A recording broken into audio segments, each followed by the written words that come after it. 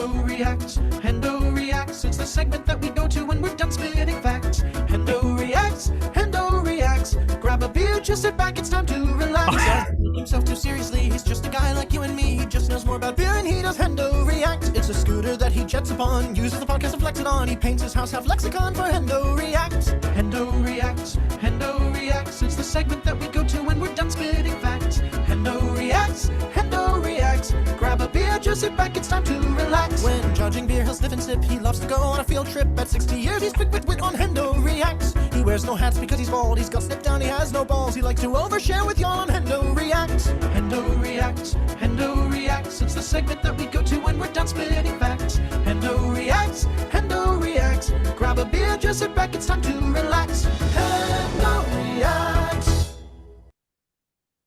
Hey everybody, welcome to this episode of Boss and the Brewer.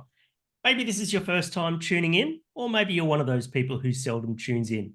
No doubt you're here tonight because you've heard today's news regarding Black Ops going into voluntary administration and my co-host's previous involvement in that business.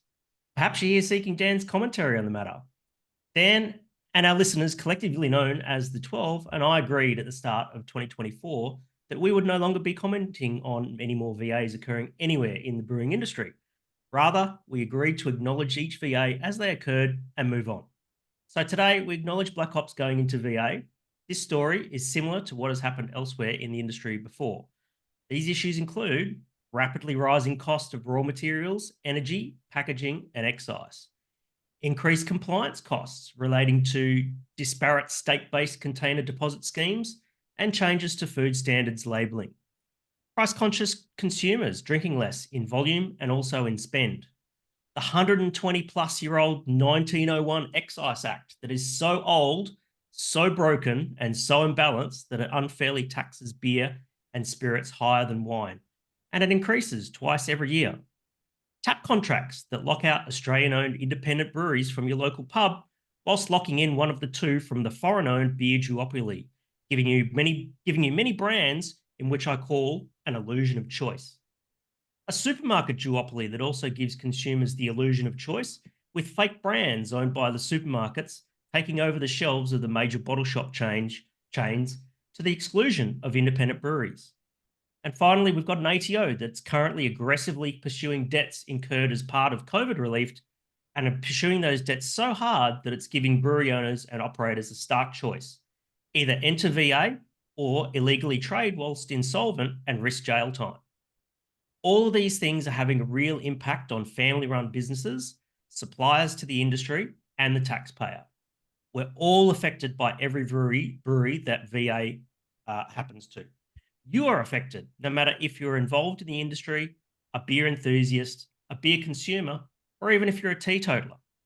But most importantly, behind every VA, there are real people running real businesses, undergoing real financial stress, and having real sleepless nights. I know this because I speak to them, and I've spent many hours on the phone with them trying to offer my support. These are good people that you know who were once passionate about the industry, but are now broken, despondent, and contemplating their future elsewhere outside of beer. So next time you decide to disparage a brewery for going into VA by saying things like, oh, that's another one, or, oh, they're just trying to get out of their debts, I challenge you to trade places with those affected directly. On the Boss of the Brewer, we don't sensationalize voluntary administration, but rather we aim to educate and inform. In fact, both Dan and I have become more informed ourselves about the VA process, and we've both expressed opinions in the past that we call dead wrong. We have now both run companies that are affected by liquidation or voluntary administration, yet we're still learning about VA just as much as you are. Together, we have tough conversations publicly that are already happening behind closed doors by others, including you. So if you're directly affected by VA and believe that we're dead wrong, you're more than welcome to pick up the phone and call us for a private chat, or we invite you to come on the show and discuss your perspective. Because despite our best efforts of trying to educate people, there are still many of you who simply just don't understand the VA process. So if you're a first-time listener to this show, I suggest you go check out Boss and the Brewer episode 67, which is all about voluntary administration and it's with an amazing guy called Chris Cook, and he's from Worrell's Insolvency, Liquidation, Restructuring, and Turnaround. Company law is complex, but the laws surrounding insolvency exist to protect everyone as best as possible, especially hard-working, wage-earning employees who have mouths to feed and roofs to keep over their families' heads, who suddenly find themselves caught in the middle of each VA without their choice. Dan won't be saying any one word about today's news because legally he can't. Rather, we're staying consistent with our message and we're true to all 12 of our listeners. You're more than welcome to join the conversation in our Facebook group at facebook.com/groups/Boston the Brewer. Finally, we are both acutely aware of a minority who simply don't like Dan or Black Hops for past mistakes made many years ago. Whilst you're entitled to your opinion, if you're relishing the situation that Dan and Black Hops find themselves in today, then I say shame on you. I hope this situation atones for past mistakes to your satisfaction. And of course, hello. What are you drinking, mate? What the fuck is happening, Hendo? Hasn't it gone crazy? Have you got a drink? Have you got a beer? So how's this going to work? You get to talk for 5 minutes and read out a statement, and I say nothing. Is that the plan? No. That's it. I'm done now. You can say whatever the fuck you want. That was like it was like the IBA or something. It was like Matt it's a little bit like that. It's not. That's not what. That's not what we do, is it? I don't understand what's happening. I just feel we're going to get a lot of people listening in after today's news. And well, what's the point of having a beer podcast about beer news if people don't listen to it? And well, we only must be worried. Listeners. Of course, 100%. What are you worried about? Well, I think that a lot of people, like it's probably the first VA that's happened where one of us is like directly affected by it. So of course people are going to tune in. Yeah, but what are you worried about if we talk about, like, I don't think it's right to say that legally I can't talk about it. I can't talk about things that are disparaging to the company, or I can't reveal information because they've threatened legal action on me. That's basically why, if people wondered why. Otherwise, there'd be no reason why you couldn't talk about it. I'm not a shareholder in Black Ops. I haven't been a director in 18 months or something more. I haven't worked there in more than that. I can talk about it. I feel like there's not much point in having a podcast if we're not going to talk about it. All right. I liked your statement, but I just like, what's the point of doing a podcast if we're not going to talk about these things? Okay. And I don't think we decided never to talk about VA. I just think we decided to talk about it less. Talk about it less. Try not to be as negative. Yeah. Out of, to be honest, for me, mainly out of respect for our listeners who didn't want to hear it anymore. Yeah, exactly. Yeah. We ran the poll and they were like, yeah, enough, time out. Right. But I haven't changed my opinion on the process, even though your intro seemed to allude that we've been wrong the whole time about it, and my opinion has been wrong. No, I didn't say we've been wrong. There's been occasions where people would perceive us as being wrong, is what I was trying to say. Yeah, I think we're allowed to have an opinion. And like you said, everyone's going to have an opinion about this. And if we're not happy to have a podcast where we talk about things, then there's not really much point in doing it. Yeah, so fair enough. I think it's okay for us to talk about it. I do have a beer, the last beer in my fridge. What do you got? I tried to drink this a while ago and you discouraged me. I think it might be a low fill. It's been in there for a very long time. It's this one. Oh, you're going to eggnog stout? Black Ops. Good on you, mate. I can give it a crack. See what it tastes like. I'll tell you what I got. See if it tastes like the very first one. I was very excited when I saw this beer today. So I've got the Young Henry's Classic Premium that just came out today. I think it's today. And it's like a 5% premium lager. Don't ask me to pour it into a glass. I don't have one. And if I did, it would be dirty as fuck. This glass looks pretty clean, but this has been sitting there for quite a while. So we'll see how let me get a screenshot of yours. So whoa.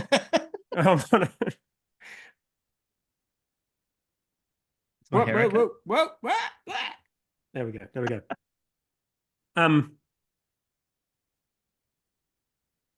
Yeah. How are you? I'm pretty good. I mean, I'm for the last 18 months tried to get on with my life, which has been pretty fucking difficult, but I've finally gotten to the point where I have sort of been able to mostly get on with it.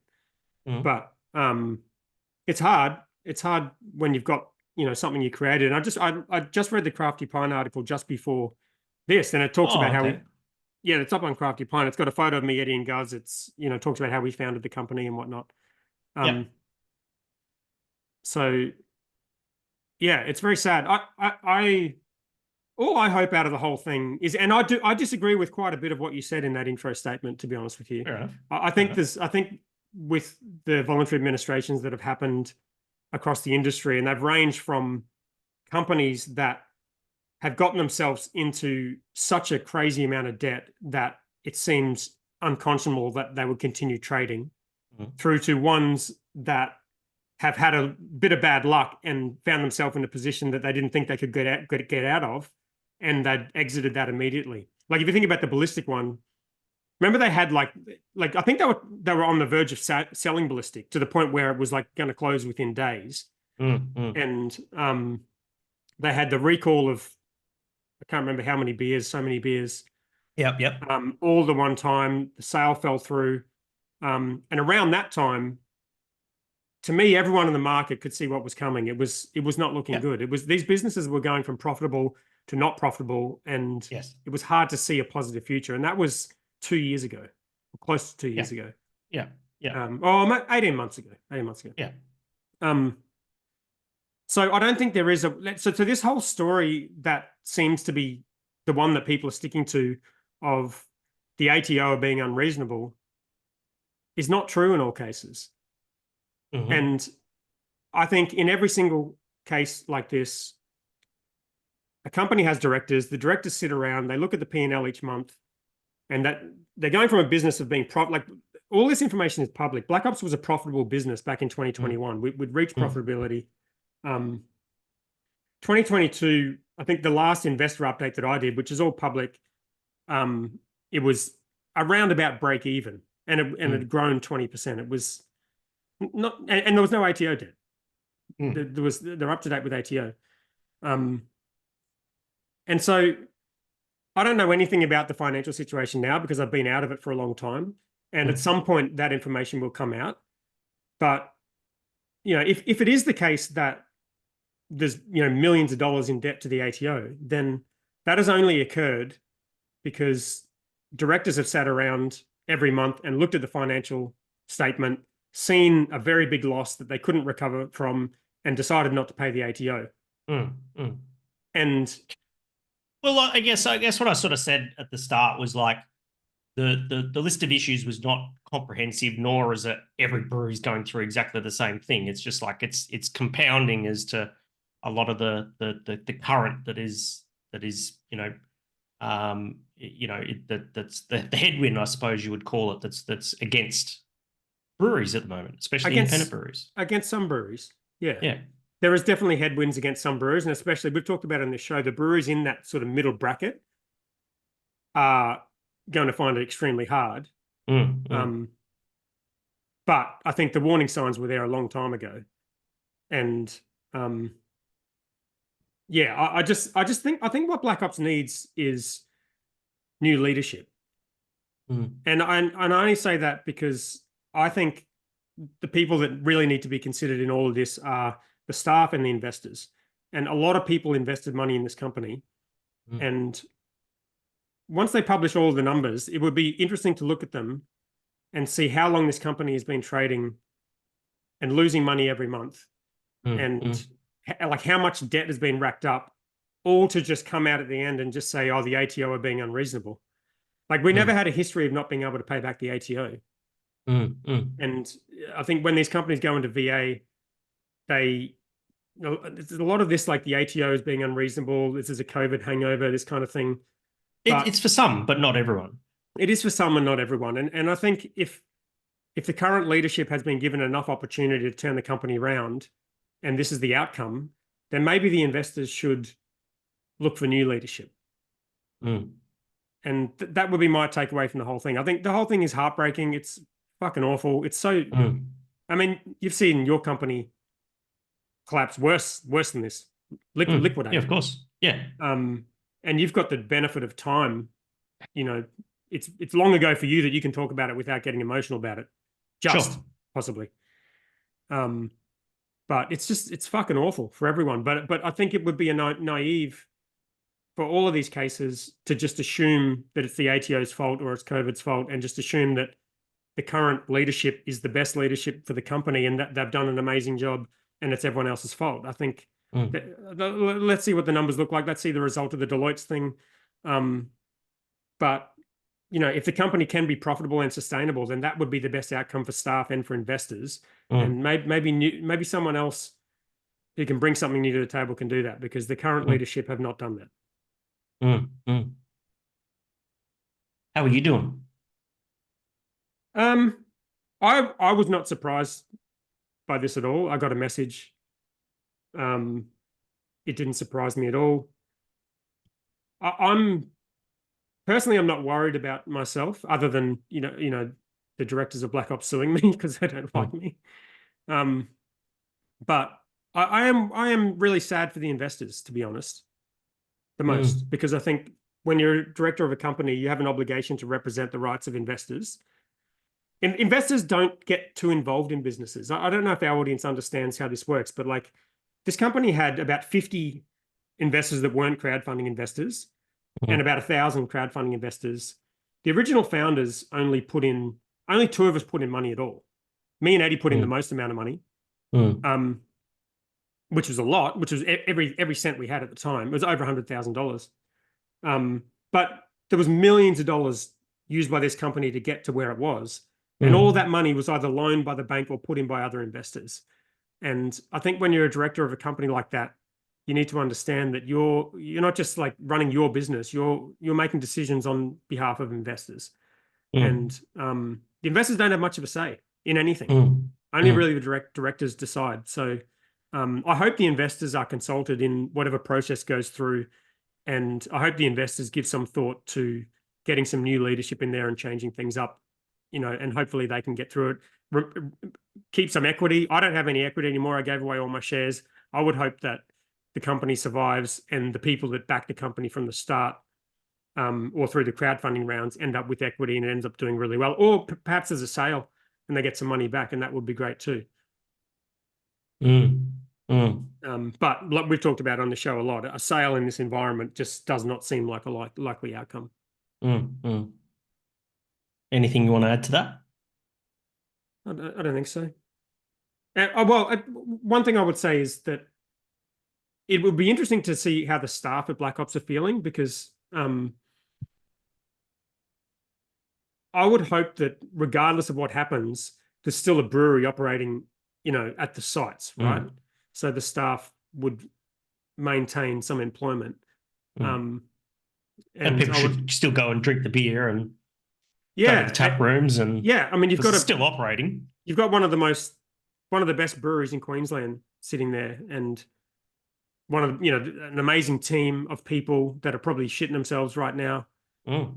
So I think regardless of what happens, hopefully at the end of the whole thing, there's a brewery operating there, and the investors own some of it, and the staff still have jobs, and that would be a very good outcome, I think. Yeah, absolutely. What do you think about it? Absolutely. Oh, look. Were you surprised? No, not really. I mean, it's becoming a very common thing for that middle tier, that size of brewery that's sort of around that, 500,000 to sort of 5 million litre a year space, because most of the VAs that have happened in the brewing industry have been in around that size. Yeah. And the exception has been, some of the smaller ones for different circumstances. And I think that just goes to highlight some of the challenges that I listed before are real in that space. 100%. 100%. And it's not going to get any easier. Yeah. And I think there's I can't single out one of those particular issues that I listed there, to be the one thing that's causing it. It's just all these things all together. It's different for every brewery, and different, it's all these dials that are being turned, and they're being turned in varying degrees for all these different breweries, but at the end of the day, the outcome is the same. You didn't mention the sale of Stone and Wooden Bolter, did you?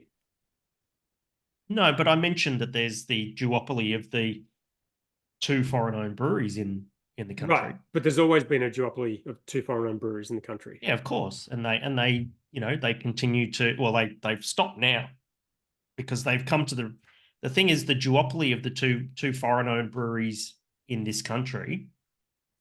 And I call it a duopoly because effectively that's what it is, even though we've got a third, much smaller brewery that's Australian owned.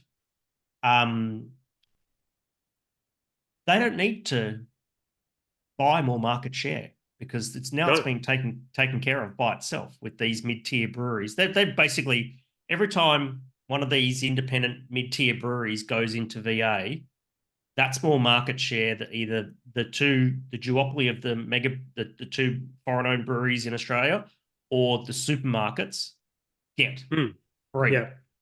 They get it for free. Yep.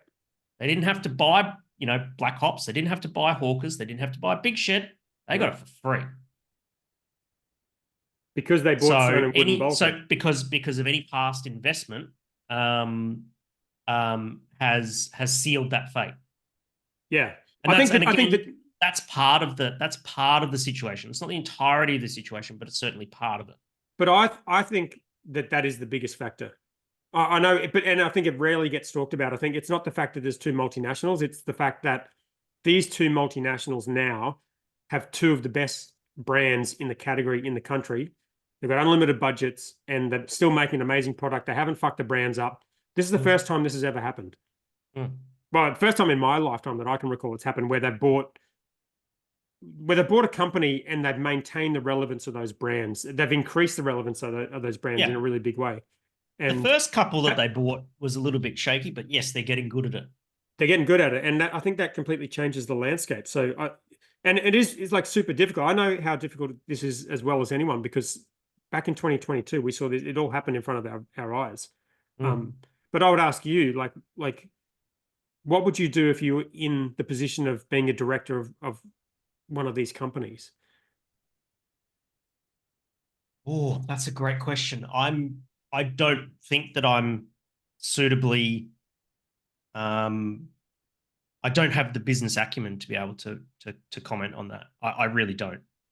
Well, how about this? If you acknowledge that, would you just not be a director of a company like that? Would you step down as a director, or would you, if your business outgrew your abilities? Or absolutely. Let's say the opposite, thing, that alternate future where Brewcorp became, instead of going into liquidation, became, a brewery around the size of Black Hops or Hawkers or something like that. I would know that running that company would be above my pay grade, and I would put the right person in place. I'm a brewer at the end of the day.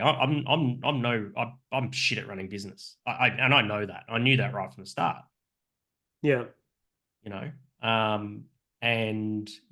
wouldn't even attempt to run a business that size.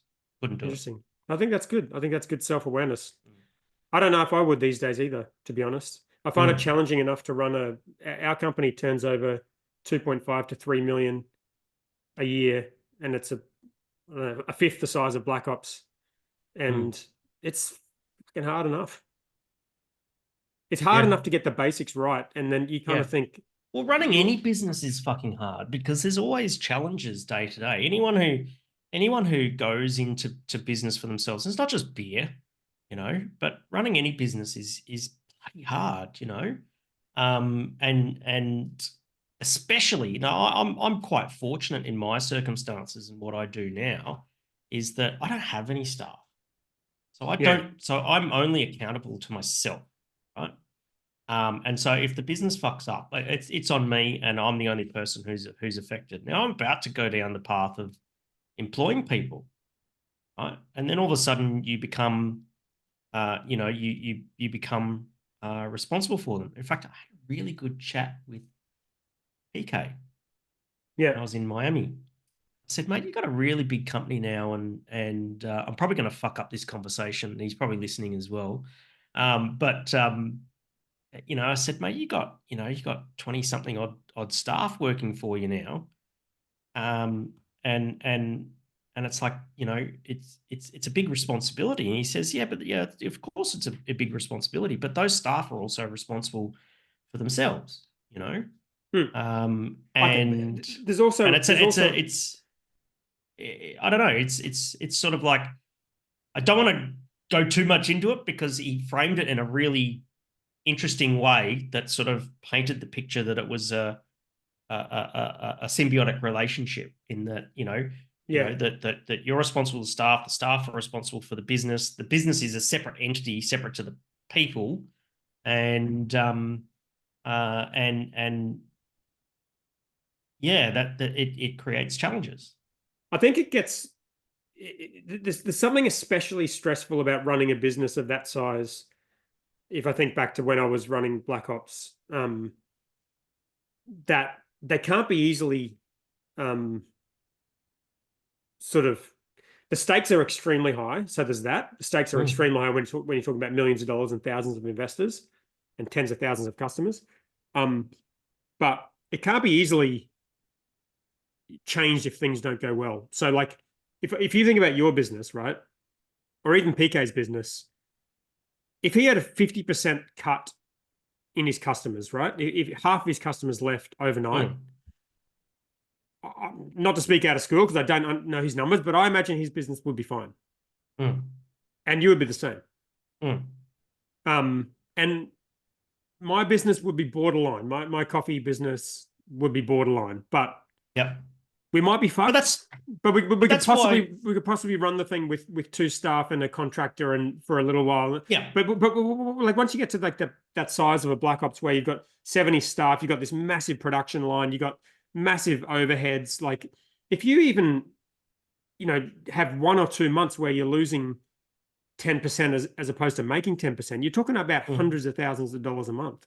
And there's just no coming out of those holes. And I suppose like the VA process gives companies a one-off chance to do that, but it also gives investors a one-off chance to say, I'm actually not happy with where the company is at, and I think we need some new leadership. And I've said my piece on that. But I think that there is something about the size and the risk of that. Like there's something nice about your business where you don't feel the level of risk that I felt when I was running Black Ops, which is every night you go to sleep thinking, if we lose a contract with Coles or Woolies, we're fucked. Everyone's going to lose their jobs. I'm going to lose everything. Investors are going to lose everything. We're fucked. And that's what you get when you run a brewery of that size. And so, I do have so much empathy for people like Mazen and other people who have been through this. Like the fucking stress these people are going through just to make beer and live the dream of owning a brewery. It's fucking And for the most part, we've spoken to them all on this show. Yeah. We've had Mazen here and we've had the Big Shed boys on the show, and and so, we're not coming from a position of, we don't know what the fuck we're talking about. We don't know, we've not spoken to those people. We speak to those people, and it's tough. It's tough. I have lots of private conversations with people about, the state of the industry. And this is it. This is basically where we're at is we're at the shakeout that I was, the shakeout is currently happening that I expected to happen in 2014, 10 years ago.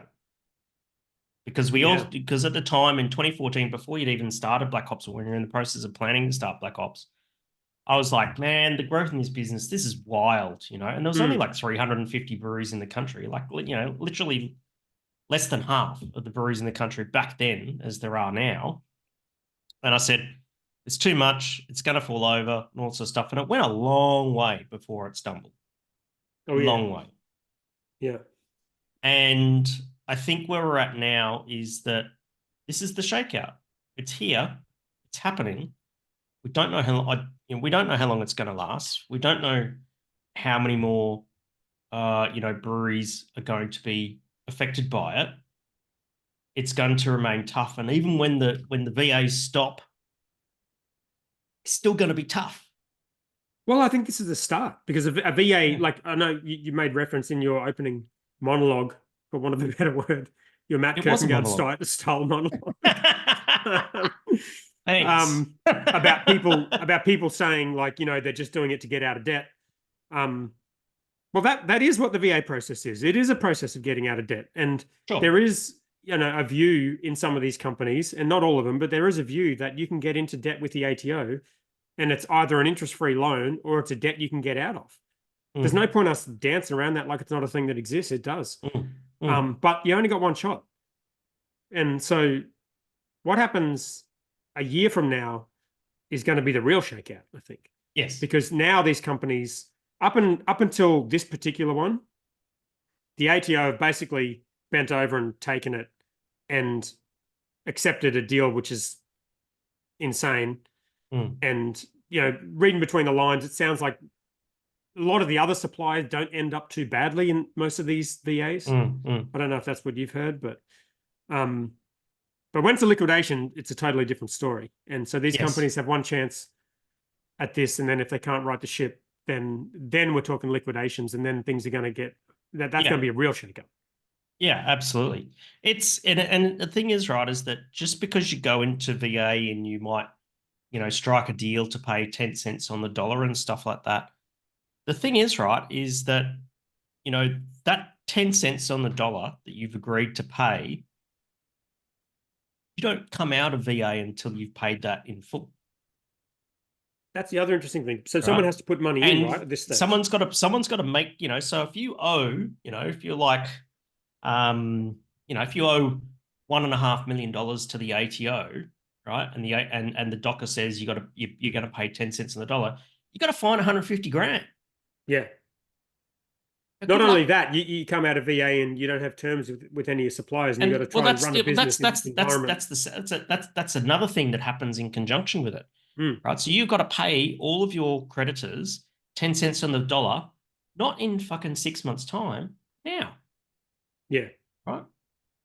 And not many businesses would even have that, like if you have a lot of, that's what's called cash flow, is that, there's when you're running a business, you've got people who owe you money and money you owe to people. And it's about having the cash flow through the business. But all of a sudden, if that stops and all of a sudden you've got to pay that 10 cents on the dollar immediately, a lot of businesses can't do that. Yeah. Without more investment going into the business to help right the ship, or selling an asset or something like that. 100%. But and also I think a lot of people talk, and I've heard these conversations, they talk about cash flow as if it's like a random thing that comes and goes. But the reality is that if your business is unprofitable, you're not going to resolve a short-term cash flow problem by continuing to trade and, sort of hoping that cash flow resolves itself. If you're losing money every month, your cash flow is going to get way worse. There's just no way around that. Yeah. And I think we do have a big problem in this industry with the way the tax works. And I don't know what the ATO can do about it. The ATO seems to be getting blamed. Or excise or PAYG or GST or excise. Yeah. No, GST is funnily enough, I fucking hate GST because it's really annoying, but it is one of those taxes that is pretty efficient. It works reasonably well. You can't really avoid it. I mean, you can do like cash stuff, but for a decent business at scale, it's just a pretty efficient tax. The excise tax is, the way it works is really bad. Like it entices these companies to see it like an interest-free loan. And in a business that is not making much profit, getting debt without getting any sign-off from directors just simply by not paying a bill is a really bad idea. Yeah. What would make it better? You know what would make it way better? And you'll probably up me because I know the license is a state issue. But if they tied the excise payment to licensing, liquor license, that would, in my mind, solve the problem. Explain that. Well, if you don't pay your excise, you lose your license. Problem solved. Why are companies allowed to continue to make alcohol if they are unable to pay the tax on that alcohol? Well, effectively, it is a license, and excise is a license. Yeah, but we're seeing these VAs from companies with millions of dollars in debt to the ATO.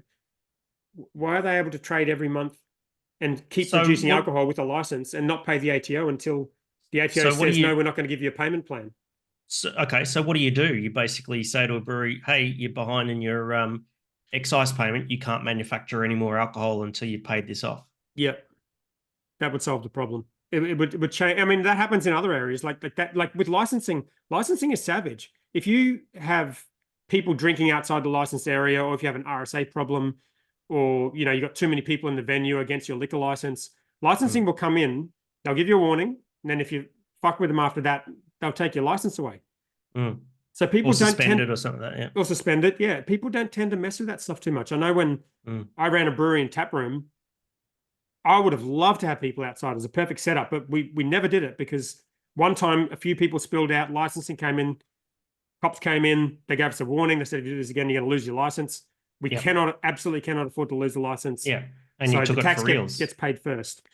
And it's similar with other taxes. Like if you don't pay other taxes, it becomes a real big problem. Like if you're even late on a BAS payment, you get a fine. They're onto you very quickly. You can't really avoid GST. There's like taxes that work and taxes that don't, and excise is not working at the moment. And I don't think it's because it's too much or it's unfair. It's just because it entices brewers to not pay it.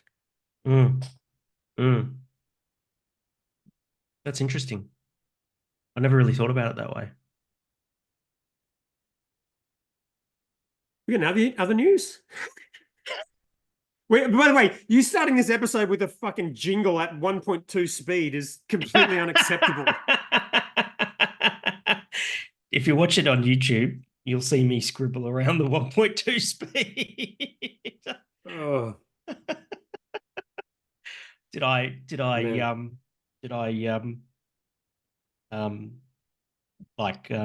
damage your creation?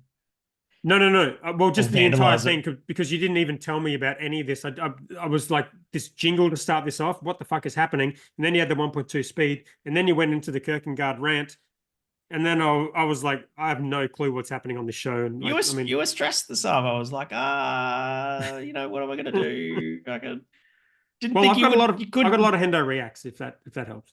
Yeah, I just didn't think you could comment on it, and I was just concerned for you, mate. That's all. So thanks. Didn't want to try and wasn't trying to fucking be the fucking white knight or anything like that. But there's the fact that this news has happened today and your history with it, and a lot of people don't know your history as it stands now. Yeah, what your current involvement is. Be careful. People are just going to make assumptions, and the whole point of that was just to basically put the cards on the table and say, here's where we're at. Right? Yeah, because a lot of people are going to tune in for the first time, and that bugged me. I appreciate that, but I'm not the victim in this. I think the staff and the investors are the people who are in this right now. I'm out. I mean, I'm out from a practical point of view, anyway. Who knows what happens? But I can imagine the people who put lots of money in and the people who are working there are absolutely shitting themselves. And I don't think they're going to like my Hendo Reacts jingle. They're going to be like, "What the fuck is this?" Let's be honest. I mean, the jingle did get a good response, though. Oh, yeah, it was good. Sort of like micro viral or something like that. It was a little bit. My latte art video is up to 68,000. It's been stuck in my that song has been stuck in my head since last week. I know.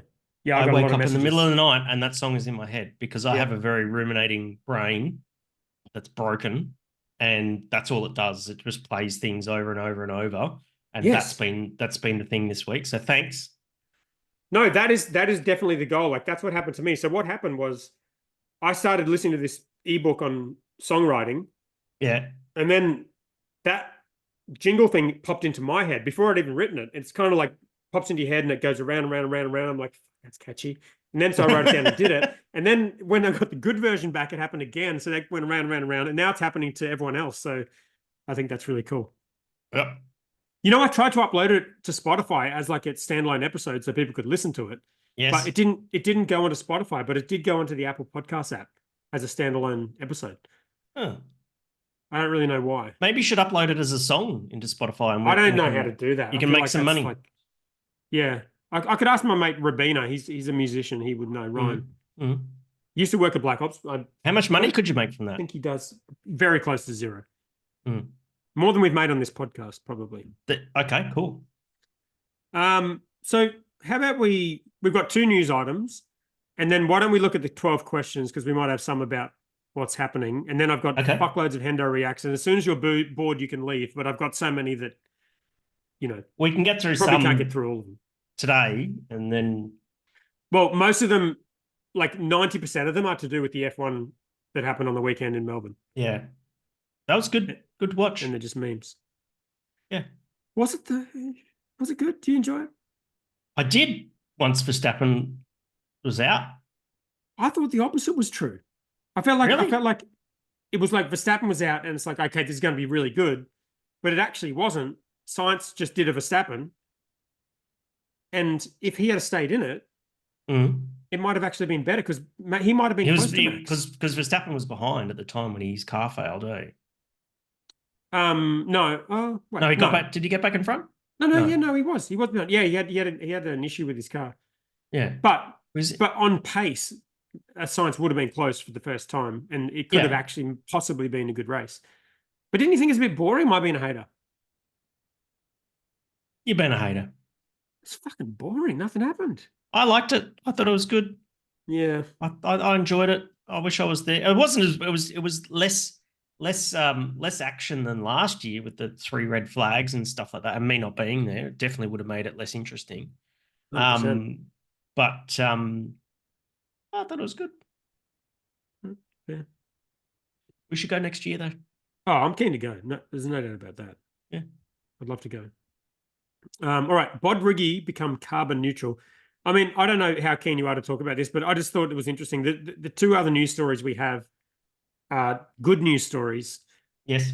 For people in the industry, and almost like, if you could think of like the opposite thing to do if you're struggling financially, is to like introduce something really complicated and costly into your business, like going carbon neutral. And that's, Yeah, but is it costly though? well, I don't know. Well, that's the Feels thing. So, costly. no, not at all. I've had some really good chats with Hamish from Rocky Ridge, Yeah. over in WA, and they do well because their operating costs are way lower because they are carbon neutral. Right. Yeah. Like they don't draw. Yeah, Rocky Ridge in Jindong in WA near Margaret River, they don't draw much, if any, electricity from the grid. Yeah.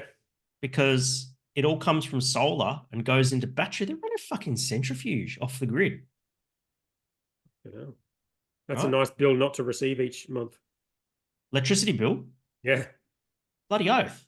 And then there's like the only thing that's creating CO2 in that brewery is their boiler, which runs on gas. Yeah. But even then, they've got plans to run it on biogas. It's phenomenal stuff. And so there is a financial incentive to go carbon neutral.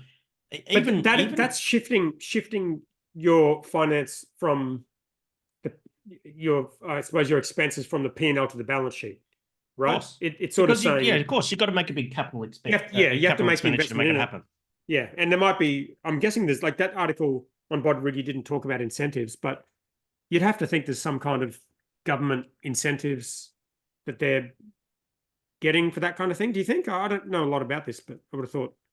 Of course, there'd be some government grants for that to happen. Yeah. And there has to be more for it to happen. What do you got there? You got a Coke Zero? What the fuck is happening? No, I've got a 440 ml of Cooper Sparkling. Wow. You Limited ever seen edition. that before? Let's take a photo of that one. Oh, okay. Celebrating independence. I mean, technically, it's independent, not according to the IBA yet. Well, no. Well, yes, until they exactly. change their constitution, which Kylie they're going to seemed vote on quite open to that soon. idea. Yeah, exactly. So a lot of people not for Coopers becoming part of it. Did you see the? Oh, really? Some of the independent brewers are not for Coopers becoming part of the IBA. Really? I think they would have a lot to add. I think Coopers would have a lot to add. Who was not for it? Oh, that's just what they said in the latest IBA thing. Some brewers just weren't for it. Some were. They didn't say who. Doesn't matter really. But I think the proposal that's going into the constitution change is that they're going to remove the litres per annum cap. Yeah. It used to be 40 million. If you made more than 40 million litres per year, then you were no longer considered to be independent. But that's got nothing to do with independence. In fact, that caps success of independent breweries. It's more of a throwback to when it was the Craft Beer Industry Association and craft was considered small. Correct. And so I think the proposal that's gone in, and if you want the information, you're going to have to go check out the IBA's latest inside IBA thing, whatever it is, the fancy little magazine Adobe thing. Flash thing, yeah. I think they added in a clause that said, as long as you're not a member of I think it's the Australian Brewers Association, the thing that CB and Lion are members of, then you can be independent. Interesting. So you can't be a member of the other. Can't be a member of the other association. This feels like exactly what Asahi and CB do with tap contracts. Sorry. Come on. That's a bit shit, isn't it? I don't get that thing. So if you get that and you think it should be on the show, you should let me know, because I don't get the IBA stuff. It sounds like that's more news than what I've actually got for you. Yeah. But okay, cool. Carbon neutral. And then we got Ben Spoke shines at global awards. I wanted to ask you, because I always get confused about these international awards. Is this International Brewing and Cider Awards, is this one of the kind of fake ones or one of the more legit ones?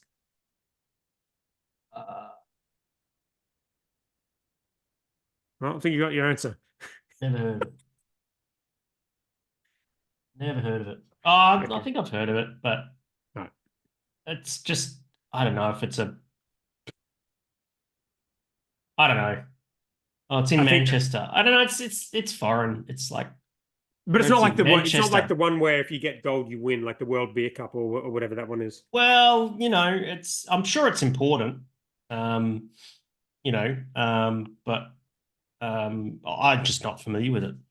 I don't have an opinion on it. I just not familiar with it. That's all. All right. Well, it's good for Ben Spoke. Yeah, they're good on them, though. Yeah, exactly.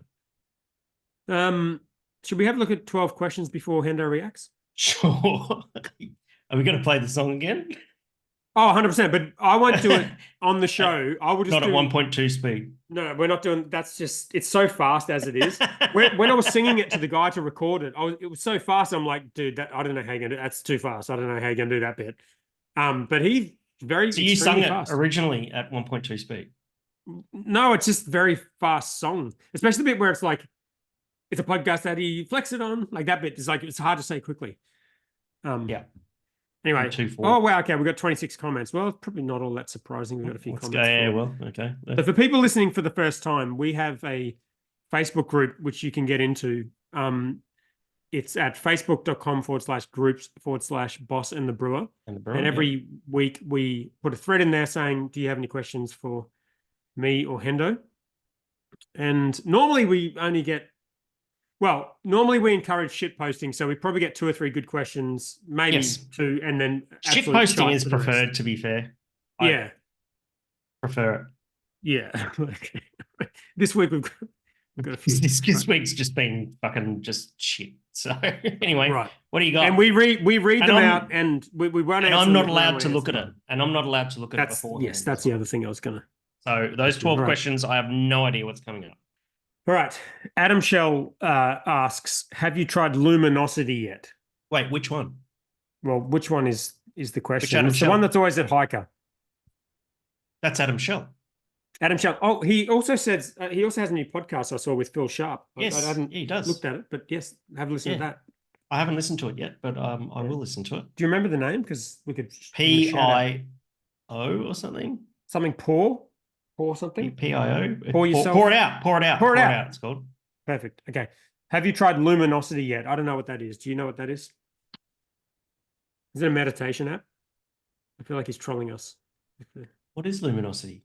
I think it's a meditation. Is that where you learn a language? Is that where you learn a language? I'm going to Google it right now. Now I've got to Google it.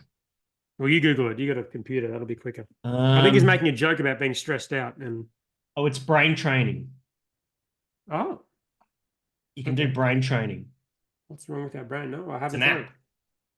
Yeah, But okay, I've heard of luminosity that. is also a measure of radiated electromagnetic energy per unit Okay. of time. Answering the question, no. Hendo, No. no. No. Okay. Adam Gall, question: are you going to buy back Black Ops with all of your coffee money? Oh fuck! I wish I had any money.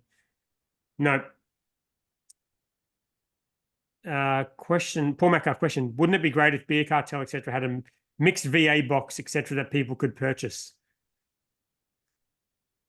Hendo's not reacting to that one. I'm sorry. I'm just reading that. What's on the fucking? Just damn it, just support your local damn brewery. You don't need a fucking. This is the thing, right? Is that like, and you know, to your point last week about, you know, what's the point of what's the point of difference that independent breweries offer the consumer, right? Yeah. And the whole save our independent breweries and all that sort of stuff, right? Which had a good discussion in the group, by the way. Yeah, exactly. Yeah. You know, and it was a good robust discussion and that sort of thing. And we nearly had to step in and moderate it, but it was okay at the It end. was pretty good. Mazen actually called Mazen me. said it right. I spoke to Mazen last week and he's going, "Oh, mate, I'm about to abuse someone and take them to school in your group." I'm like, same to me. mate, just comment. It's all good. He must have rung us both like one after the other and that sort of thing. And it was Friday afternoon. I was on the piss with some mates. It was like, fuck, man. Wasn't even thinking straight.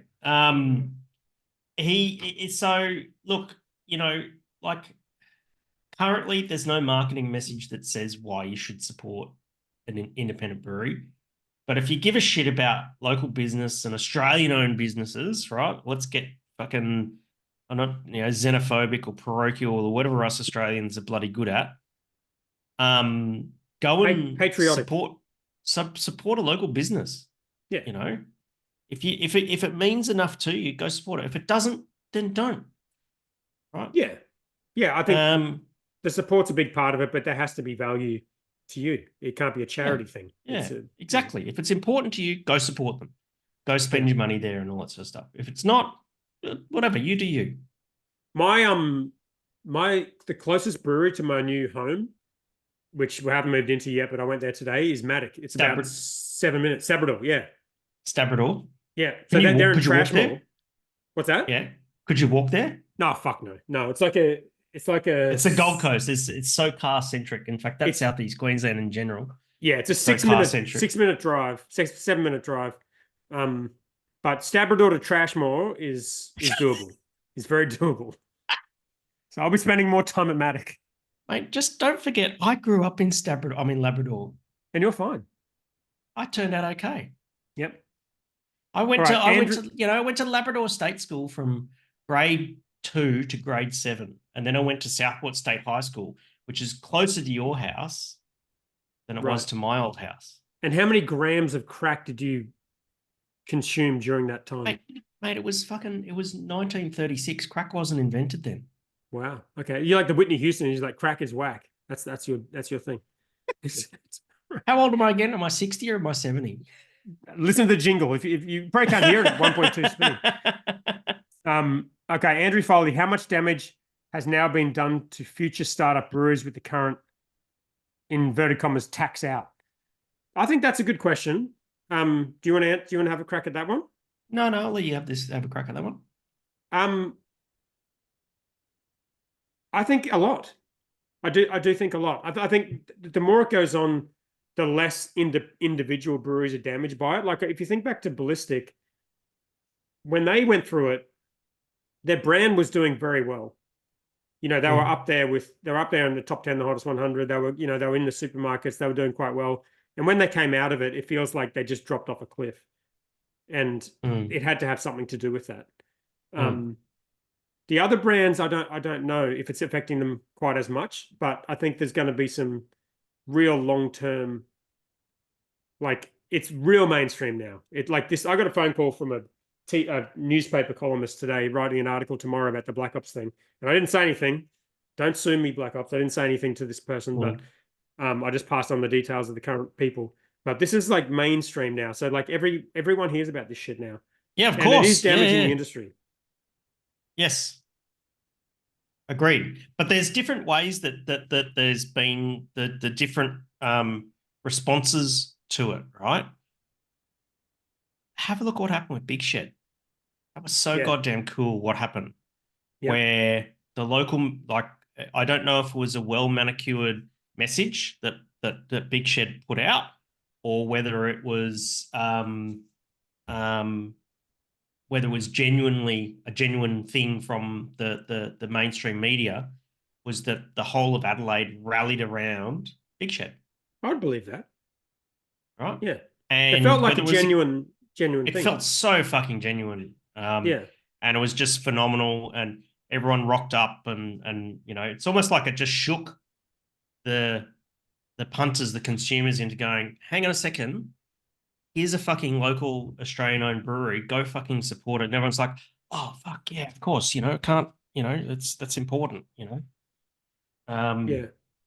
Oh, there'll be some good news stories out of this I hope for so. sure. But I hope so. I think as a whole, I think it's not a good look. There's no way around it. It's not a good look, and it will be doing damage. But like when you talk about the shakeout, if we think this is the first stage of the shakeout, and when there's sort of liquidations and the real pointy end of it, which is I think is quite close, and we're getting to the point now where I think when these bigger companies go into VA, it's going to be pretty obvious that there's no coming out of it. And then the dust will settle after that, and craft beer or independent beer will become what it is. And my hope is it just returns to the local thing. And the companies like Big Shed, don't have ambitions to take over the industry because that ship has sailed, but they still have the magic of what they created locally. And that's, to me, would be as good an outcome as any. And that's their strength, and you got to play to your strengths. Yeah. James Arthur Davidson. It's a lot of names. Are you surprised Black Ops has gone into VA? No, I mentioned that. Not surprised. Bo Curtis question: anyone want to buy a brewery? That's a fair question. Has he got one for sale? I think it's not the first time he's made a comment like that. So maybe I know. I think he's had enough. There's definitely a sentiment in the industry of people who've had enough, without going into specifics. But yeah. Nick Lennon, hops, something rarely spoken of at the moment here. Favorite hop combo for each style, new varieties you have turned to liking a lot. For me, I'm really enjoying Eclipse. Yeah, Eclipse is good. Pales, especially with Citra. I finally tried Super Delic in a beer. Not blown away, and so far, every Idaho 7 single hop or just main identified hop I dislike. Yeah, I would agree with. Oh, look, hang on a second. No. Idaho 7, when used properly, is actually really good. It's probably one of the best, most pungent aromatic hops that you can put into a beer, only when it's used in the whirlpool. Okay. If you use it elsewhere, but he's saying single hop. Oh, single hop. All single hop beers are one-dimensional as far as no. That's what he's except saying. for Nelson Sauvin. Yeah. Okay. That's right. And but Idaho 7, when paired with it's got a good amount of survivable compounds in it, and when you use it in the whirlpool, that's when it really shines. That's been my experience. Nice. Yeah, I think he's on the money with other things, with the other hops. I don't know. I guess I'm not as close to it as I was, but I feel like there was a time there where like new hops would come out, and the breweries would, we would release, a certain hop in a limited release, and it would be kind of exciting. I feel like a lot of that has gone away, but that could be my perception being out of the industry. Do you think that's true? Sure. Yeah. It's not really like a hop comes out and everyone does limited based on that hop and everyone gets excited. There's always new hops coming out, but yeah, it always starts with some brewers getting really enamored by them and that sort of thing. But eventually they find their place. They find other hops to be paired well with and all that sort of stuff. And yeah. And you make that they work well with certain styles of beer and that sort of thing. Like, a good example is some of the novel German aroma varieties like Mandarina, Bavarian, that sort of thing. When that first came out, it was like a lot of brewers are going, yeah, German aroma hops, let's chuck it in an IPA. It's fucking shit in an IPA. Bloody good in an IPL though, or even just a straight up, reasonably hoppy lager pilsner or something like that. Yeah. That's what it was good at because that's its lineage and stuff like that, right? Yeah. But no, it just doesn't go well in IPA, in my opinion. That's okay. That's okay, you know. What were the hops you? This is getting way off track, but what was the hop combo you used to put in your kind of psychedelic? It was the same hop combo, wasn't it, or similar in most of those? No, in the psychedelic series, it varied. Yeah. Okay, it varied. Well, as an example, in sort of in the Keep on Trucking or like just pick one example. Keep on Trucking was kiwi hops. Yeah. The Bugging Out Black IPA was also kiwi hops. And the rest of them were mostly North American hops. There's always 3 different varieties used in each of the beers. Yeah. Yeah. See, I mean, how much has it really changed since then? Like that's a decade ago, right? Not really. It hasn't changed that much. No. You brought that beer out now, it'd be a fucking good beer. And it's but I never did a hazy either. Oh, yeah, you did. Can't Fight the Funk. Oh, that was yeah. Okay. All right. Yeah. I feel like just dead wrong to you live. All right. Darren Gittins' question: House being painted antique white USA. Do I have to resign from the 12? Oh, yes, you do. Yes. Is that even a color? Oh, I need to look at this now. Look at this. Is that Dulux? Antique white USA. I have no idea. This is news to me. It might be like a Hampton sort of inspired kind of situation. Oh, it's a Dulux. Dulux. Yep. It's Dulux. Wow. Oh. That's controversial. I'm not sure how I feel about that. Oh, it's like cream. It's like cream. bloody hog's bristle. Yeah. Well, no, that's green. Yeah, it doesn't have the green, but it's cream. Yeah. What is it? 1940. Too creamy. Oh my God, no! Don't do that. You could lick your walls and it tastes like something. I reckon. Wait, you. I'm not going to make a joke about that. I'm going to leave that alone. Should we have a look at what the YouTube video says? Finding the right shade. Here we go again. Finding the right shade of white paint. Antique white. Do you want to watch this? Wait, yeah. Share, go. I was just trying to compare Lexicon Half to this American white, whatever the fuck it was. Find the right white for you with Dulux. Dulux is home to Australia's most popular colours. That background colour there is the Antique White USA. This classic and inviting white is a perennial favourite. No, it's not white. Its beautiful warmth and coziness allows artworks and colour details to sing. This white's versatility means it can be used in many styles of homes, and it especially works well in heritage and traditional homes just like this. And remember, only Dulux colour mixed into Dulux Wash and Wear will deliver a true Dulux colour every time. Visit dulux.com.au to learn more. I'm not on board with this. No, I'm not on board with that at all. I'm with my house. Anyone who says that is white is dead wrong. No one's supporting that. That's dead wrong. I'm in the process of, so I've got 2.5 weeks to move into my house. I went there today and I had a meeting with Energex to reconnect the power. There was power there. But they cut it off. They de-energized the house. Well, the old people left and then stopped paying power bill, and it wasn't AGL. Yeah, it got de-energized. Yeah. Yeah, so I had to reconnect it, which is annoying. But I had my Sparky there in the morning, which was actually lucky because I wasn't planning on having him there. And he's like, "We need to cover this up. They're not going to reconnect it with like all these issues." And there's a lot of issues. It's a fucking shithole.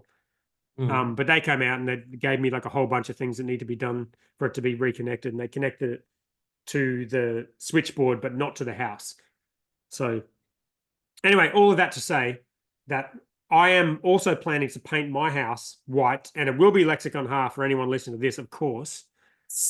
But it's going to be tight. Time frame is going to be tight because not going to have power or like walls for 2 weeks, and then I have to move in a couple of days later. So I'll have, if everything goes to plan, a day or two of painting. What? Yeah. The whole house? Yeah, but it's a fucking tiny house. I've got a tiny apartment. It took me a month to paint. Nah. Send it. Fucking get the rollers out and send it. Lick the stamp and send it. Like Ricardo coming third last in every race. No. But you got to do sugar soap and you've got to do fucking undercoat. What about undercoat? Don't worry about any of that shit. I'm going straight Lexicon Half. No problem. 6 months from now, that paint's going to peel off. Yep. And then what? Knock the house down, get a better one. That's the plan. Yeah. You're going to build another house. Well, if I can get a loan, I can't get a loan at the moment. So, yeah, that would be the plan. Knock it down and build a decent house. Okay, that makes sense then. Yeah. Just slap that shit on the fucking wall. Yeah. But I got to go Lexicon half just for the crew. Yeah, absolutely. Right. Oh, but I don't want to live in a Lexicon tinted hospital. I'm not even going to get into these comments. Nah. All right, Ben Cree, thoughts on the Melbourne GP results? We didn't talk about the results. We talked about the race. Signs, what a legend. Legend. He's our mascot, isn't he? He's our man. I got my Ferrari hat out even, and was very happy with the result. I think Signs did a great job. I think Leclerc did a great job. Yeah. And I said, watch the Mercedes powered cars, and all the Mercedes powered cars did very, very well. No, I don't think that's what you said. You said watch Mercedes, and they didn't do that well. No. I said watch Mercedes powered cars. I think you said Russell will be up there, and I said Sainz will be up there. Well, except the fact he crashed. But who was he behind when he crashed? Terrifying. Jesus Christ, that was. Did you see the footage corner? Of when he crashed? He's in the car. That corner. I think it's turn 6. Turn 6 has got to change. That's not that. Like, who's been in an accident where they've hit that wall at turn 6 and wound up bouncing back on the track? It's like a Rouge. Yeah. No, Radion at Spa, where they hit the wall and they bounce back out onto the track. That is exactly what's happening at turn 6. That runoff area needs to change. Someone is going to get hurt there. Fuck, he must have been scared. Sitting in the car on the side, facing in the middle of the fucking track. In the middle of the track, exactly. That's crazy. That's why I'd be shitting myself. Everything he said was like, red flag, red flag, red flag. I was like, yep, that would be me. How did they not red flag that? That's crazy. Was there no one behind or something? No, they didn't red flag it. They just went virtual safety car. And so the thing is, right? No. It's important. Do you know what happens when the virtual safety car happens? Well, they have to slow down to as if there was a safety car. Okay, but you know how the drivers are informed? They get a beeping sound in their headset, and it's done by the FIA. So they immediately stop. So the race director, that's the quickest way to de-escalate a race. Right. Do a virtual safety car because they get the sound immediately in their headphones. It overrides all the team radio and everything like that. And it's like beep, beep, beep, beep, beep, virtual safety car, and they have to slow down. Okay. It's the fastest way. It's like if you red flag, you think about it, you've got to communicate to all the flag marshals, get the red flag out, then they've got to get the red flag out, then they've got to start the red flag, and then the drivers have to see the red flag being waved. Yeah. Right? Virtual safety car, it's like immediately in the driver's brain. It was the best way to play it. And that's probably what saved Russell from a very serious accident. Oh, could you imagine how bad that would have been? Holy because shit. who was flying up behind him? Don't know. Stroll was driving fast? No, Stroll was 6 seconds behind. Yeah. Oh God. Right. Jesus. But he was absolutely flying through. Imagine, do you think he's on the lookout for a fucking red flag? God, no. Fuck no. He's on the lookout to crash. He's trying to crash. Exactly. I think Ricciardo's in trouble. I think I said it last week. He's in trouble. But I'm doubling down. I don't think this. I think he's unlikely to keep his current seat. He might not even make it to the end of the season. I don't think he's going to make it at the end of the season. Might be Liam Lawson. It's Red Bull. They will get rid of you very quick. They did it to De Vries. Would you, if you were running Cash App RB or whatever the fuck that shit show's called? Yeah. How long would you give him?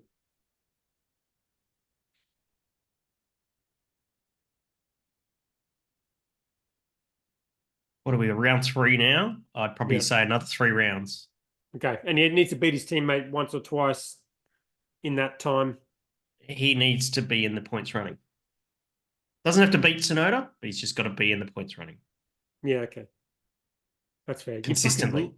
Liam Lawson is chomping at the bit. Just send him in. He is. And just put Ricciardo out to pasture. It's fine. He's had a good run. He'd be a great commentator. He'd be good in NASCAR. Put him in NASCAR. How's good to I mean, Steiner doing the interviews? That was. I know, that was what I was going to say. If they can put Steiner in doing like post-race interviews with the drivers and him not saying fuck once. Oh, no. I got something for you on that one. Anyway, let's get back into the 12 questions. All right. Luigi's statement. Now it's the time of year when we start thinking about the future. Okay. Question. What style are we choosing for 2024? Oh, 2024 pod-inspired beer. Should a poll give us the answer? That's a great question. Luigi's always got it back, doesn't he? Yeah, he does. Yeah. What are you thinking? Bevan Howe said, I hit up Bing AI. And I said, what is a beer recipe inspired by voluntary administration? Well, okay, well, we're not going to read that out. Well, the other was, I'm a big believer in when things are flowing, you support them, and when they're not, you cut ties and move on. And if something flows, the other two have flowed naturally from conversations and from people in the group getting involved and making suggestions. And so I'm not going to make a suggestion, but I will look for one. See what comes out. Yeah. All right. Corey Keeper, RVA's just not that scary, just a tax dodge. I feel like we've addressed that one. Yeah. Do you want me to keep reading these? You seem like you don't want to hear any more of these. No. If there's good questions, I'll answer. But that's the thing. I haven't read these, so I'm just reading what I see. Yeah, that's okay. Keep going. You said there was 20. You said 12. Stop at 12. No, it's comments is like replies, so there's no. Oh, okay. Just go to the questions. Question, Adam. Yeah, I am. Fucking chill out. Question 2. It's not 2. Is it 2? Okay. Does anyone get the feeling that this is Adam Gold? Get the feeling the ATO refusing payment plans and then agreeing to a 10 cents in the dollar payment of the docker is a serendipitous way of trying to cancel small breweries' excise debt while still looking all powerful and menacing to the public? Just a thought. I think you're reading too much into it. I agree. They're just collecting what they're owed. Callum Sprout, question. From an outsider looking into the beer industry, what is the go with traveling to hop harvest, especially in these current tough times? I get it's a business trip every now and again, but I see breweries travel long distances for hop harvests, and most end up with the same hops year after year. I'm curious, is there more to these trips than what we see from the outside? Or is it a gimmicky thing and tax write-off? No issue with it, just honestly curious. I'm with Callum on this, and that's all I'll say. What do you want to say on this one? Oh, the hops change from season to season and that sort of thing. I think it's important for brewers to remain connected with the farmers. Beer is an agricultural product, and we don't grow. We're not like winemakers. We don't grow our ingredients. We're like bakers. We buy the ingredients. So I think it's important for brewers to remain connected to the farmers that provide the product. Otherwise, beer just becomes a commodity. Yeah. And that's the thing that's happened with beer in the past. It became a fucking commodity and it nearly died because it was a commodity. So if brewers want to go to the hop harvest, speak to the farmers, become connected with the ingredients in the beer, that's a fucking good thing. Okay, you changed my mind. I'm with you. I'll take the L on that. I mean, like it's an agricultural product. It's at risk. You might have a harvest fail and there's no fucking hops for anybody. You know, that's the thing about it. You don't pick up the phone and just go, please send hops. It's a farmer who uses his skill and grows them. No, it's important that they go. Okay, good. You convinced me. Hi guys, longer time listener, first time caller. Daniel Skirman. Question. Oh, he's using colon the question. Welcome. So question 1. Welcome and thank you. What's that? Welcome and thank you for using correct punctuation. Yeah. Question 1. Do you think the rules around reporting and transparency with crowdfunding are stringent enough? The 2 I have been involved with have both been bad. The fact BH has sent numerous reports over the last 2 years not sharing the full details with regard to ATO debt seems dishonest to its investors. Also, the fact with major shareholder gave back his shares and that information is not available to investors seems dodgy. So let's get to question 1. I agree with you 100%. when I ran the company, I sent out a quarterly update.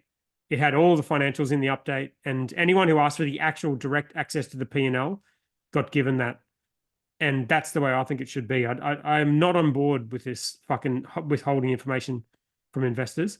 One thing I'll add though is in terms of the actual proper end of year financials that get put out by the accountant, and a lot of stuff happens to the finances after they leave zero and get put to the ATO. Things like the R&D research grant and shit like that. Rebates and all sorts of stuff. Yes, working out what to write off and like that kind of stuff. Getting that out on time can sometimes be a problem, especially the R&D thing. But then I also think some people use that as an excuse. But absolutely, I think investors should get every bit of financial information. They own the company. Why the fuck would they not get that information? Now, the bit about the fact BH has sent numerous reports over the last 2 years, not sharing the full details with regard to ATO debt seems dishonest to investors. Well, that's not a question, so I'm not going to answer that. Also, the fact the major shareholder gave back his shares, that information is not available to investors seems dodgy. Yeah, that's news to me that it's not available. My understanding of, he's talking about me giving back my shares. My understanding is the shareholders had to agree to that. So you were the shareholder, weren't you? No. The pool of shareholders had to agree to me giving my shares back. Oh, that's okay. my understanding of how that process worked. So if that's not the case, that's news to me. As in, those shares were taken off the share register. No, they're put back. My understanding is I give the shares back. The shareholders agree to this arrangement, and those shares are distributed to the rest of the shareholders. The other shareholders. So, yeah. Okay. So the same number of shares, and then you get, then based on what you're holding, is you get a proportion of those shares and that sort of thing. Right. That's my understanding of how it works. So you didn't sell your shares? No. You gave them back. I sold them for $1. That's the arrangement. Yeah. Well, there's always consideration. Yes. Yeah. I gave the shares back, and my understanding is shareholders had to agree to that. I don't know how that process worked, but that's my understanding of how that worked. But maybe it's weird. I mean, if it must be a percentage of shareholders, or maybe it didn't go out to crowdfunding investors, but then they've got the same shares, so I would think they would have to be involved in that process. Nothing you had control over. No, but someone who knows about this could potentially reply to that. But yeah, I agree with you in terms of more transparency and more reports. When will Dan say what really happened, especially if it's not ATO related? I've said a lot, don't you think? I think so.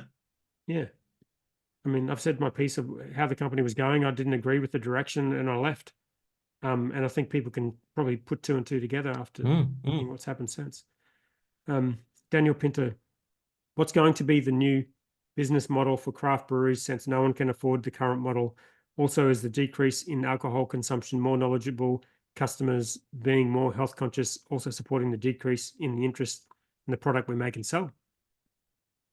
You know, have a go at that one? Well, decrease in people drinking alcohol, beer consumption in Australia has been declining for nearly 60 years now. It feels bigger now, though. I think there's a big trend. Yeah. Yeah, look, I mean, I've got, anecdotally speaking, I suppose, I've got young nieces and nephews. I don't have kids, obviously, can't. And hence the jingle. And it's interesting. They don't drink that much, I was just talking to my fucking nephew today, and we're going to get a beer next week, and he's like, where do you want to go? And I'm like, let's go to Netherworld, that sort of thing. And I'm like, okay, cool. And but I don't think he drinks that much, and the kids just don't drink that much, and adults are drinking less, and it's expensive to go to the pub, and kids are not going to be able to afford to fucking drink. It's just, how the fuck could you afford it if you're 20 years old without a job, full-time job? Like, even if you had a full-time job, and being health conscious as well, and that sort of thing. And I think we'll see. I think recreational cannabis will become legal within the next, say, 10 years in Australia, and that's going to put an even greater dent on the liquor industry. Yeah, 100%. Yeah. That's all but inevitable. Yeah, big challenges. It's funny. I used to worry about this actually when the whole non-alc thing came out. I was like, "Fuck, am I like in a dying industry?" But your audience is not young people when you own a craft brewery that sells, a high-end product that's, significantly more expensive than a hard solo or whatever. So I don't know. I feel like, and to answer the question about what's the new model, hard solo or hard rated is actually a really good example. You can actually sell commodity type product at a really high margin if it's positioned properly. Yeah. But then you look at this beer that Young Henrys have come out with, which I think is it's a banger, but it's 50 cents a 6-pack cheaper than Natty Lager or Newtowner. Right. And it's only a BWS. It's interesting. Yeah. In terms of what's the new model, I think it's just local. It's a local establishment that gives you more value than going to somewhere else, and and that's where I think it's going. Although there's going to be breakout companies that buck that trend. It'll be interesting to see who they are. Like, do you think it'll be better beer? Do you think it'll be like who's the next one? There will be one or two, for sure. Oh, of course, yeah, with good slick branding, slick marketing, a good message. Yep, influencers 100%. Probably like every other category. Yeah. TikTok. All right, Paul. Last question. Love this. Maths question. Paul Metcalf. Oh, for fuck's sake. Will Jack say no to Tori at the commitment ceremony? Oh, that's a big question. That's a big question, Hendo. I don't even know if I'm going to say no. I'm just going to say no because I'm Team Jack. I'm Team Jack. Okay, that's it. That's all you need to say because everyone else is polled in the group. Fuck no maths. That's a good point. Let's move swiftly on move swiftly on. Yes, exactly. All right. You and Paul Metcalf can go and have a little private chat about it in your own time, in your own space, and everything like that. He messaged me today, actually, but I've got a few messages. It's nice that some people still care. Not many, but it makes a difference. Not that not that I'm the victim of this whole situation, but how did you get into maths? Dude, I'm trying to say something fucking. Oh, sorry. So go. How could you not be into maths? What kind of fucking question is that? I was just going to say, when people are going through shit, it's nice to reach out. And not that I'm going through shit, but it's surprisingly few people that reach out when you're going through shit. Yeah. I don't know if you've noticed that, but the people that do are probably the ones that I reached out to you today. The good eggs. Said, how are you, mate? No, I'm not. Wait, you just turn that around on me. I'm saying to you, when you've been through shit, have you noticed that it's the people that reach out to you are probably the good people? There's not as many as you'd think. Yeah. Yep. Yeah. You know you're good people in your squad when you find it out. You when it comes find to the it out crunch when things don't go well. I can tell you that. Yeah. But Paul is someone who did message me, and I appreciated that. So do you want to do a little Hendo Reacts here, or what's happening? Yeah, why not? By the way, you just asked me a question about maths. I don't know why you would do that. Don't do that. How did you get into maths?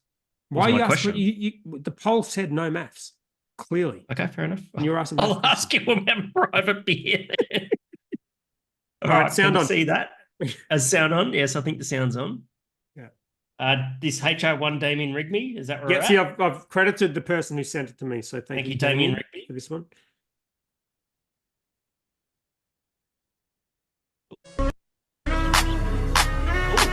Oh, I like that. Nothing can stop me. I'm all the way up. Oh my gosh, that's so Moto Cruise Limited. Oh my god. Oh, I turned the sound off just in case we get copyrighted for it. But wow. I think you should get one of those. Can you imagine? Okay, think about the sort of person that rides a scooter, right? And then think about the sort of person that has a jet ski, and then combine those people together. What you get after that? You get Jack from Maths, is what you get. Right. That's the level of wanker you get. I don't think combine those two things. One of those because A, I don't think you do very well on a scooter, and B, you've already proven that you don't do very good on a boat. That's fair. You know what I was expecting is when I saw that bridge crash into that boat crash into the Yeah. bridge on the Ship, river, that yes, we yeah. would get a lot of posts about my navigating Right. a river with Google Maps, but we didn't get any. No, It's too soon. Shoal. Right. I It think the wasn't a last one shoal. might be the same one, Well, actually, but you know the difference is though, you didn't hit a fucking bridge. I hit a fucking shoal. Shoal, but a shoal's not a bridge. No, I didn't kill people. So. Okay, Ben Fenwick and Luke Cooper, Instagram. Here we go. Please don't copyright strike me. Oh. So Google references said 340 to 343. Oh, I haven't watched this. A few people sent me this. Inspired unemployed. You are what you say. Oh my god, no. We're gonna get no, copyright struck. They're getting out of the car. Okay. And they're licking the they're licking the dew off the it's there we go. it's Max and Sergio. How come Sergio arrived yet? He'd be half an hour later. Denny Rick and fucking and bloody Yuki Tsunoda. And they're like doing finger fucking. Oh, they got an F1 driver contract. Oh yeah. That's so good. That's good. Oh, they're good. Champagne everywhere. Should be better beer, but here we go. Oh, true. Very cool. That's some. Oh, look at the first comment. Better beer. Any What's chance that? you can do a video like this for us one day? Oh my god. Wow, that's a shit post. Yeah, absolutely. They're so good at that. All right. Hendo Reacts 3, TikTok. I think it's the same one. I think I might have fucked that up. Is it? I think let's just see what. Oh no! No. Oh, here we go. No. Tell the difference between these two glasses. Oh of yes, water. remember when you saw the ice, the clear ice? This one uses my homemade clear ice. Damn. If you I wanna remember, make that. I used to use this. And you one said it to- was really hard to do the clear ice. Yes. Had to chop up. But now I got an actual clear ice maker that pretty much works Solutions. the same way, minus the chopping. Clear ice is not made from boiled or distilled water. It's the foam insulated sides that allow the water to freeze from the top down, pushing all the air bubbles and impurities downwards out of your ice. So all I had to do was fill it up with tap water, Right. drop in the mold, and let Yes. it freeze for a day, and it just slides out 2 crystal clear cubes just like that. Oh my god. What? Wow. This Oh, is I'm making so Negronis clear. now on Just a couple Negroni. bubbles at the That's bottom. pretty cool. Do you think that's true? It could be bullshit. There's a lot of bullshit on TikTok. It on a surface to melt it. I got a regular ice cube tray right here, and I'll show you the difference. Yeah. Damn. Damn, I want a Negroni. Yeah, that's pretty cool. I All right, want a Hendo Negroni. reacts to F1 memes. Okay, knock a few out we're not going to quickly. do them all. I'm just going to pick random ones. Just do some randomly. There's some Okay, pretty good I'm going ones. to put the third one, F1 Troll Official.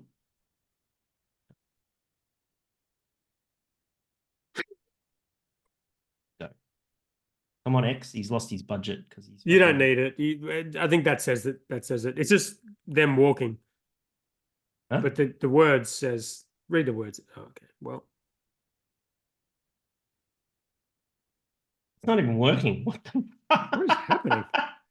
It's buffering. But it says the rest of the grid on their way to get their appendix removed. Someone didn't pay his internet bill. Elon. All right, look. Lewis Hamilton. Carlos Sainz dominance could bore fans. That's so Oh, we got to at funny. least get the Gunter one. I don't know. Oh, fuck, I hope that Where's he the Gunter randomly one? picked that one. Lygon Street meme, absolutely. Here we go. Oh.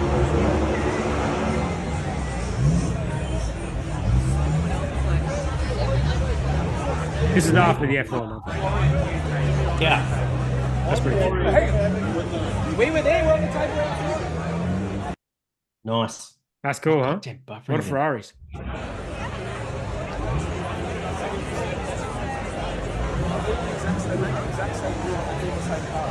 That's so cool. Lygon Street just got off. Did you know? After my first year going down to Melbourne, I just had general admission. I think Ferrari won that year. I was staying up on Lygon Street, and it was just a fucking war zone. It was amazing. So cool. That is so cool. I had no idea this is kind of what was happening. That's what happens. Oh, here That's we go. cool. Oh, here we go. It's just a picture, but read Gunter Steiner's. Okay, tweet. it's Gunther interviewing Carlos, and it says, "What a rock star! Not only he was able to win the race shortly after surgery, but even more so because, unlike Leclerc, he was also able to fucking understand my questions." Oh, ouch! Because he did the interviews in Leclerc. Yeah, I know. couldn't hear him. I know. So good. It's racist. No. pick one more. Gunter Steiner's awesome. One more. Here we go. All right. Last one. Scuderia F1. shit. It's Leclerc in a doctor's like in a bed, and he's having an ultrasound, and the caption is "Remove everything, doctor." So good. Oh, that's good. Science is the king. Science has got to be in a Red Bull next year. He's got to be. I think so, maybe. Yeah. Or it might be in an AlphaTauri, but who knows? Let's just wrap it up by saying sometimes people listen to this and disagree with what we say. That's totally fine. You can dead wrong us in the group, or if you want to come on the show and have an opinion and chat to us about it, like Kylie Lethbridge did, like such a boss, and come and schooled us. Come and dead wrong us. It's an open invite. We're human, and we're fucking fallible, and we're not right often. Yeah. You know, and you might disagree with us, and that's okay as well. You know, that's the beauty of it. But I think at the same time is that, you know, we're not doing this to be dicks or anything like that. We're doing it because the industry's going through a bit of a tough time, and this conversation needs to be had for the betterment of the industry. 100%. That's our only objective, right? Is we've not made one penny from this. We have no sponsors. We have no influence over what we say. We're just two dickheads having a chat. Let's just leave it there, Hendo. That's well put. Catch you Love next your week. work, mate. See you next week.